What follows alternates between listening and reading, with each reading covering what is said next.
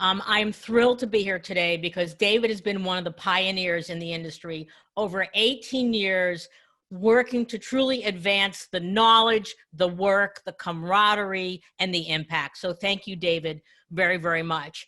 Some people call me the mother of purpose. Last year at Cannes, I was called by the BBC the Purpose Queen. I kind of like that.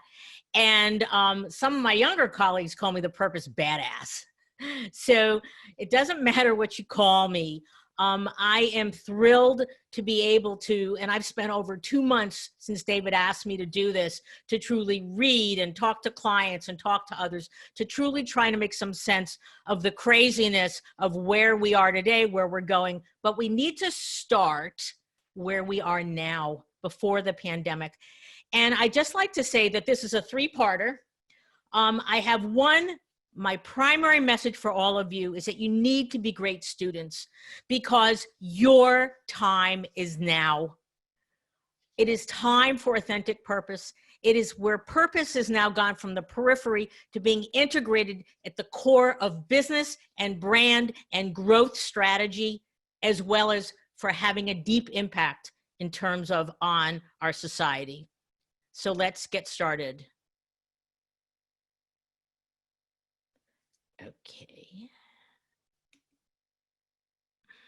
Oh. All right. Whoop, go back. Sorry. This is the word that we use and the phrase. As markets grow, and then they segment, there are many, many terms for the work that we do. In the earliest years, it was cause marketing, cause branding, shared value from Michael Porter. Sustainability was another part of what we might or might not do. Then there was CSR, or just being good. About 5 or 6 years ago, the term purpose came to the fore, and it's one that I like to use. I used it from the new name of my company, Carol Cohn on Purpose. But it is really important because it allows what is the true reason for being for an organization beyond just profits, and how is it impacting stakeholders as well as society. And it brings an organization's values to life. So purpose absolutely, positively is in the mainstream. What really was the change in the zeitgeist, where purpose truly was seen as impacting business and brand growth. Let's thank Larry Fink, because it was when the market saw the impact of ESG on our organizations and that businesses could grow. They could also were better managed. That's when the shift changed. That's when the financial market said, yes, this is business and brand and growth strategy. Then after Larry Fink, they had the Business Roundtable, 181 CEOs signing a declaration. It's not just about focusing on shareholders, but it's focusing on stakeholders. There's other organizations that have advanced us. If you don't know Just Capital, you must be a student of what they are doing. Their goal is to recreate and redesign capitalism to make prosperity available to all of us. They were started by Paul Tudor Jones, a very, very accomplished Wall Street financier.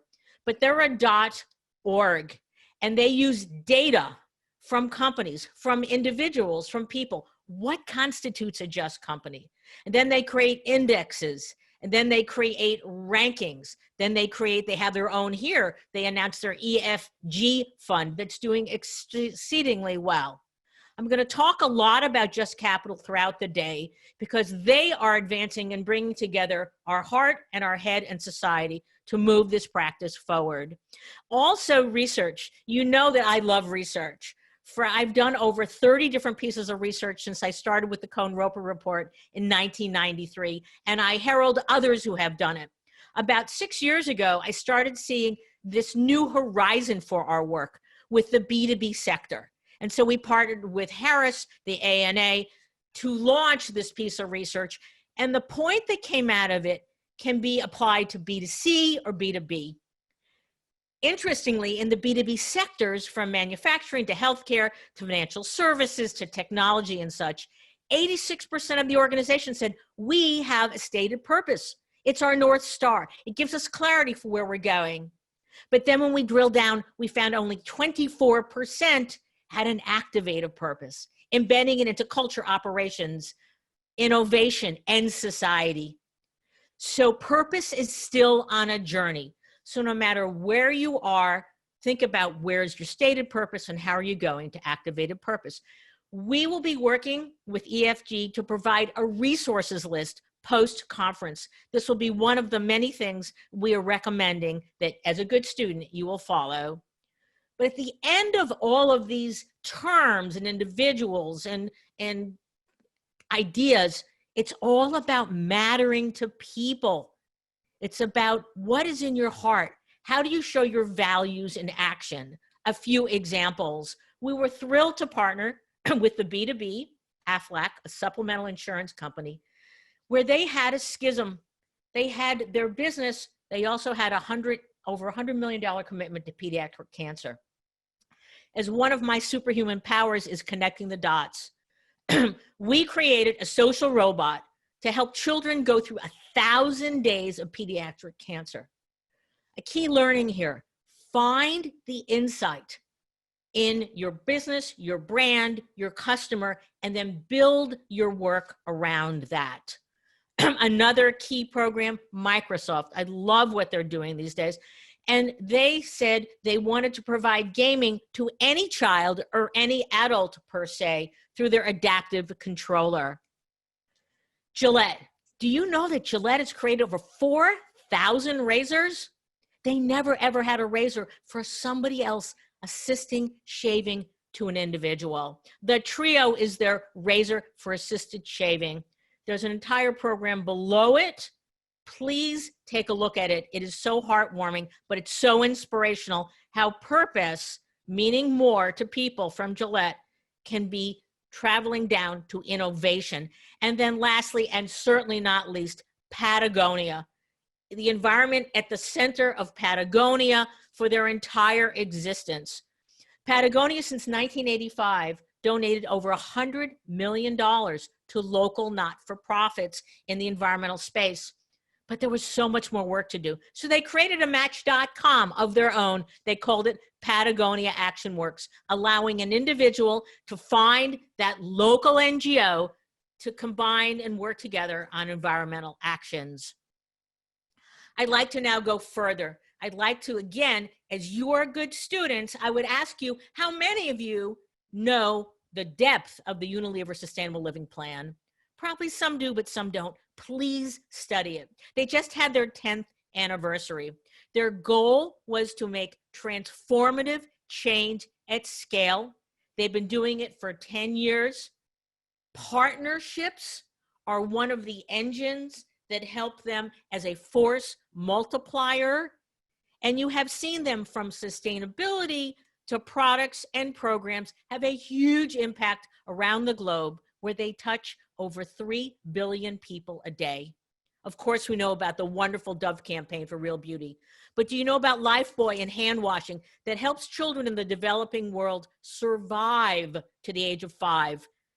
Hey, you can get dirty with Persil. Dirt is good for the brain, for children, for creativity. Ben & Jerry's, we saw about the environment. Vaseline Healing Project. I was so excited to work with Vaseline when I was at Edelman on how do you help refugees when they are in refugee camps. And then Knorr, they reinvented Knorr as food for humanity. It was kind of a middle of the road product, but they reinvented it and challenged their employees on the brand to have better agriculture, better nutrition, and indeed sustainable packaging. Let's take a look at what Unilever employees talk about 10 years into the Unilever Sustainable Living Plan. The work that we do, it's really meaningful in the world. It is about driving transformational change at scale. We don't just help one person, we help millions of people. It really gives you the understanding that what you're doing is real and is really touching people. When we set the USLP, so kind of anything to do a bit less bad was great. The reality is that's not good enough anymore.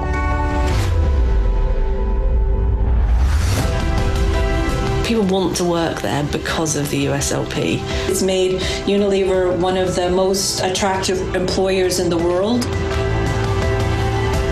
there's really no limit to what we can achieve once people, teams, and the whole company comes together. That is where purpose is going. It's about integrated strategy. And I would like to say that Unilever, in terms of recruiting, if there is one of the most powerful reasons for purpose done authentically and well, they are the #1 most requested consumer packaged goods company for recruits in 50 countries around the globe. 50 countries. So please, as a student, study the Unilever USLP. They are now going to the next 15 years with the Unilever Compass. I want to talk about P&G. P&G has a different approach to creating massive change. They do it through culture, impacting culture. They talk about being a force for good and a force for growth. Growth because consumers today, I like to call them citizens, the 5 billion they touch on a daily basis, they expect brands to activate their values. It is no longer optional. And when you have an exciting purpose, the umbrella, as you saw with the USLP and now P&G, it unleashes people to vast new ideas. But it must be done authentically, and it must be in finding that unique attribute within the center of the brand. So P&G has had always confidence, pay equity with Secret, really working hard with Gillette about changing the expectations and the image and behaviors of how men are in our society. I will tell you, last year at Cannes, that was one of the most talked about campaigns in Cannes. But also, P&G is not asking for people to agree. They want them to discuss. And what they do, it is not just about great advertising. They're one of the largest advertisers in the world at $7 billion. It is about also working with not-for-profits at the grassroots level and working with NGOs to help change behaviors. But P&G does another thing, not just the brands, they also do the company. And the next spot I want to show you about the talk, I cannot say how timely this is based on what happened in Minneapolis last night. Who said that? The lady at the store. That is not a compliment. It's an ugly, nasty word, and you are going to hear it. Nothing I can do about that. But you are not going to let that word hurt you. You got your ID? I guess that stopped it. Now, when you get pulled over, I'm a good driver. Baby, don't worry. This is not about you getting a ticket. This is about you not coming home. I'm gonna be okay. Right? Okay. You are not pretty for a black girl. You are beautiful, period. Okay? Don't ever forget that.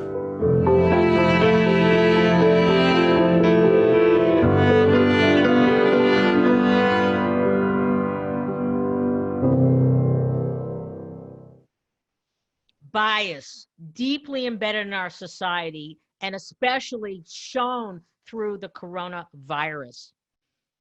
It is something we must all address. It is challenging to all of you to address this in terms of your authentic purpose engagement. Another company I love to bring to the fore is Starbucks.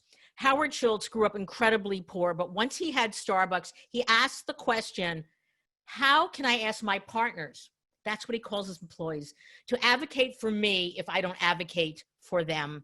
And he brought tremendous innovations to his business, which is why we have this consistent high-level Starbucks experience around the globe. Healthcare, Beanstalk, education, college education online for all, partner benefits, company perks. Let's take a look at what this looks like when you have an integrated program that is true and authentic.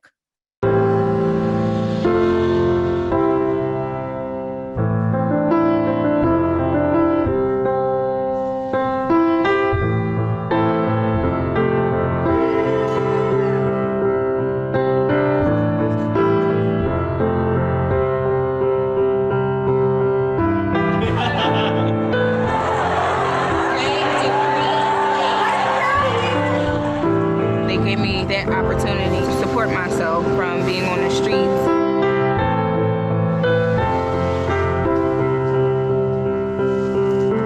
What I want to do is start to pay it forward, pay for the next person. Wow, that is very awesome.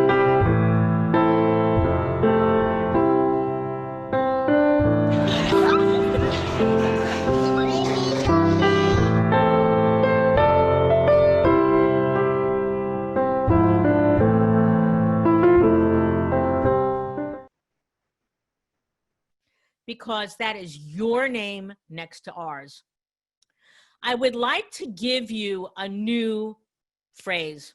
Purpose is the new technology was stated by my new friend, Bahalaji Ganapate, who is the global head of CSR for Tata Consultancy Services, a 22 billion, almost 500,000 employee company around the globe. Information technology, one of the top 3.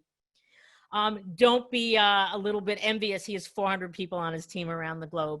But Balaji said the following, that every company in the past 15 years wanted to be a technology company. And companies have done that. But they now must show their humanity, their values and action by being a purpose-driven company.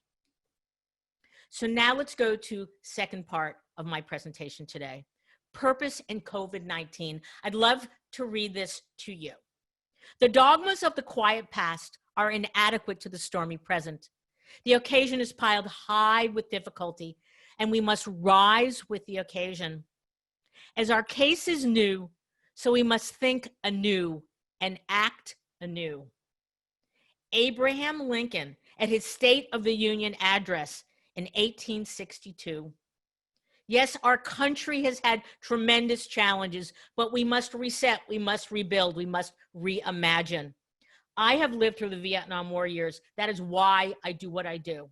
I also lived through 9/11, but now the entire world and all of us are living through COVID-19.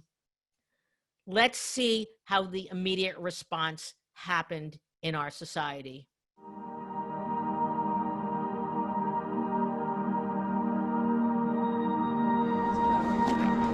Step by step, we're going to figure this out, and we're going to find a way through this. We're working really, really hard in the hospitals, our nurses, our techs, all the docs. It's about staggering when people get it so that the hospitals can cope. We're going to go through an awful lot of these. All across Puget Sound, people have been stepping up and donating personal protective equipment.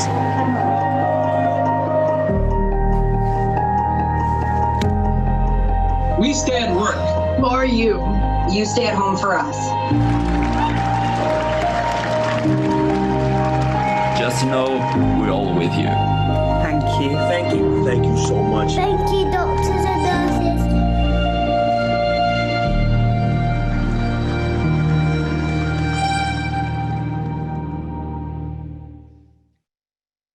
I see purpose today as something that I'd like to call shared responsibility. Going back to Just Capital, they queried the public, what should companies make the highest priority? Safe work for frontline, PPE, flexible working arrangements, hazard pay, avoid layoffs.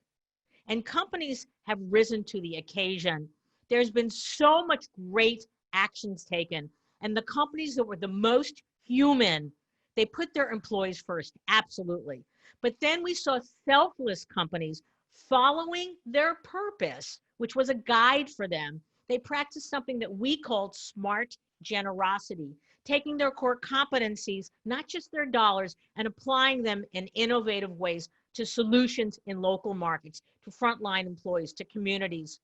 Then companies came together, as David said, that they collaborated to truly address these horrible times. And then the C-suite in the best companies that had their purpose decided, their purpose was their North Star. They could quickly act. They led by example. They cut their salaries. They donated huge amounts. And they also over-communicated to their constituencies to be the leader in chief, to try and be the normalizer during these really hard times. Let's take a look at some actions. And I would like to say that there's a tremendous list on Just Capital with lots more linkages. Employees Microsoft truly, they took their purpose, they utilized it to really focus on their employees first, then their systems. One of the innovations they did, though, once they established their initial responses, working from home largely, they provided 12 weeks for parental leave when they saw, wow, it was really hard to do work and to also attend to children who are now at home. Google, we saw in terms of the gentleman from the Trevor Project. Google used its core competencies to help not-for-profits, to help businesses, to help local communities. An interesting innovation that they applied, that $6.5 million to combat COVID-19 misinformation. AB InBev, again, study this organization. Their CEO, Carlos Brito, he talks about bringing people together for a better world for the next 100 years. He treats them like owners, very decentralized. And so what happened at AB InBev? Immediately one factory pivoted to hand sanitizer. The next week in 27 countries by decentralized ownership, they wanted to help out. And then certainly an organization, B2B, Lineage Logistics, collaboration. They transfer over 1/3 of the food in the United States, 1/8 of the food around the globe. They took their employees, their partners, their infrastructure. They all came together because their purpose is to help feed the world. They integrated their responses to create a $100 million fund called Share the Meal, but they also donated $1 million directly to Feeding America, who's doing a phenomenal job trying to keep up with people in need. And then Starbucks, I always go back to Starbucks. They are so clear about what they stand for. They are always looking ahead. And basically they provided 20 hours of time to their partners, their employees at the heart of Starbucks, for mental health support. And companies that followed their values, that followed their purpose, that were agile, that were smart in their generosity, that had great leadership, they returned a 7.3% higher return at the end of Q1 than their sisters and brothers that maybe weren't doing such a good job.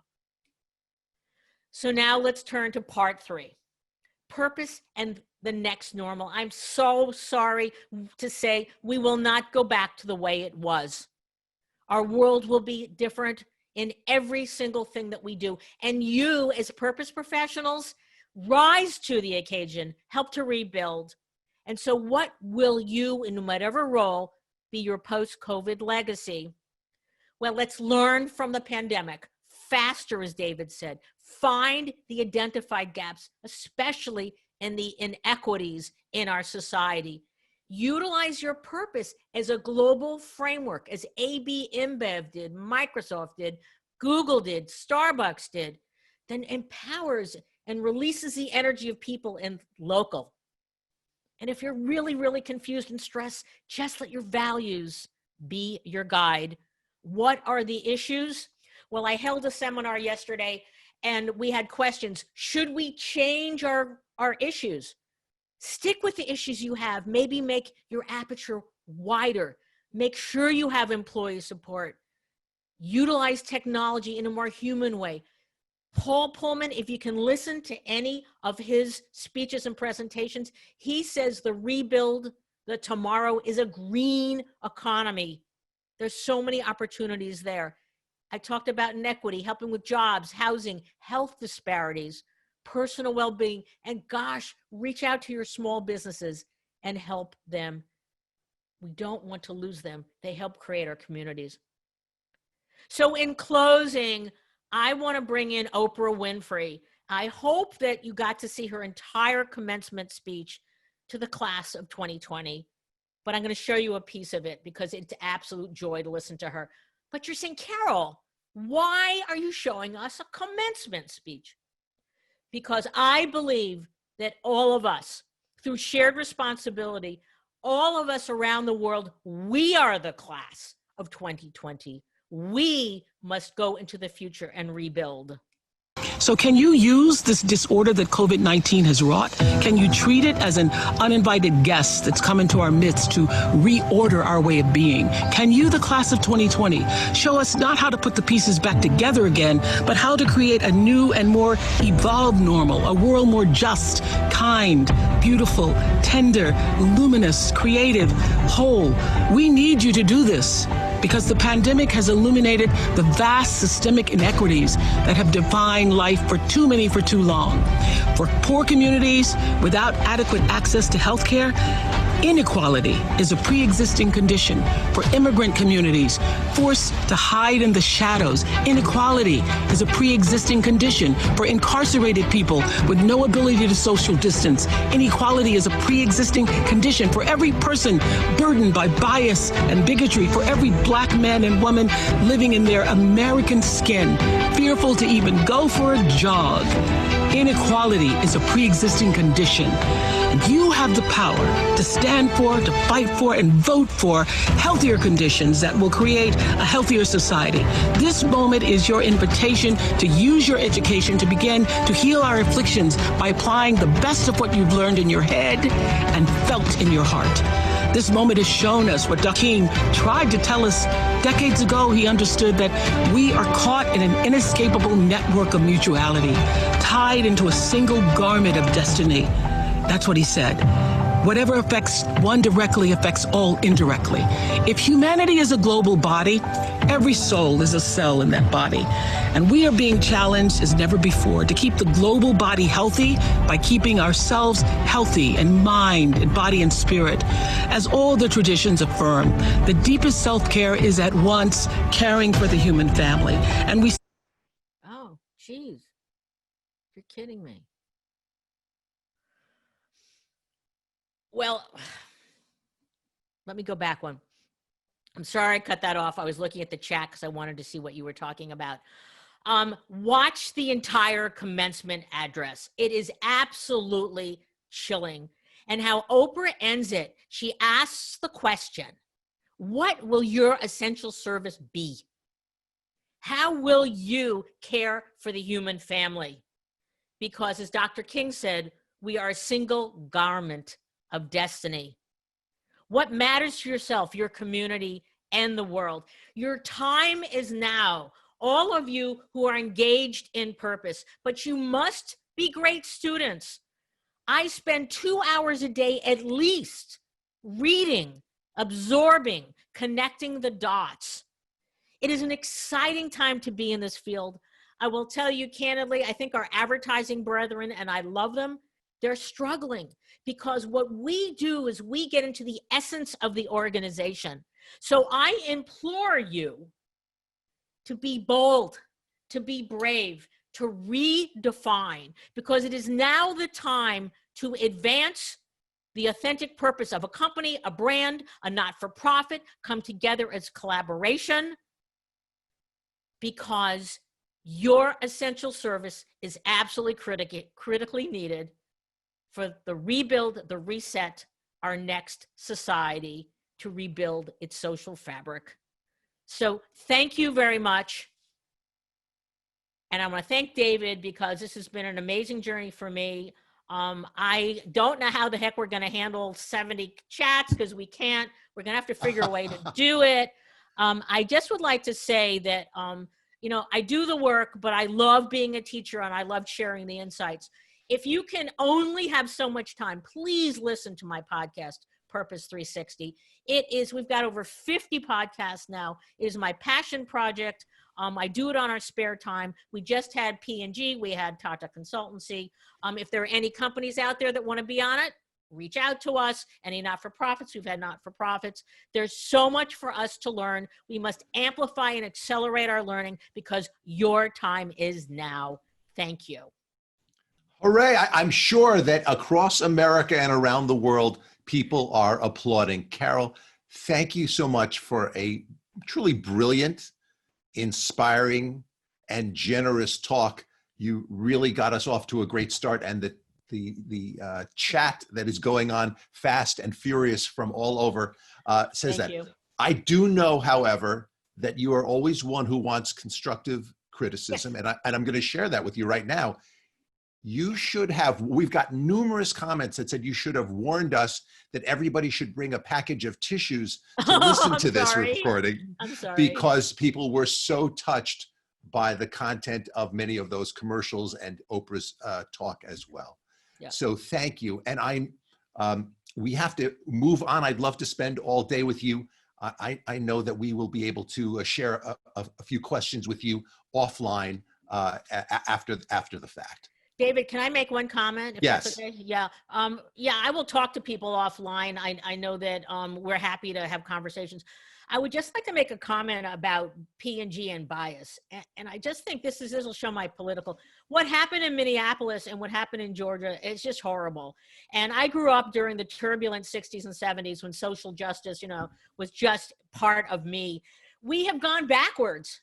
And I would just like to say that all of you, take on the tough issues, take on the tough partnerships, because the inequities that have come and been shown through the pandemic, the COVID-19 pandemic, has really hurt underserved communities of color. And we must rebuild, and we must rebuild in an equitable way. There's so much for us to do. I know you are helping so many people. Thank you for Engage for Good. Love you all. Okay. Thank you all. Thank you again, Carol.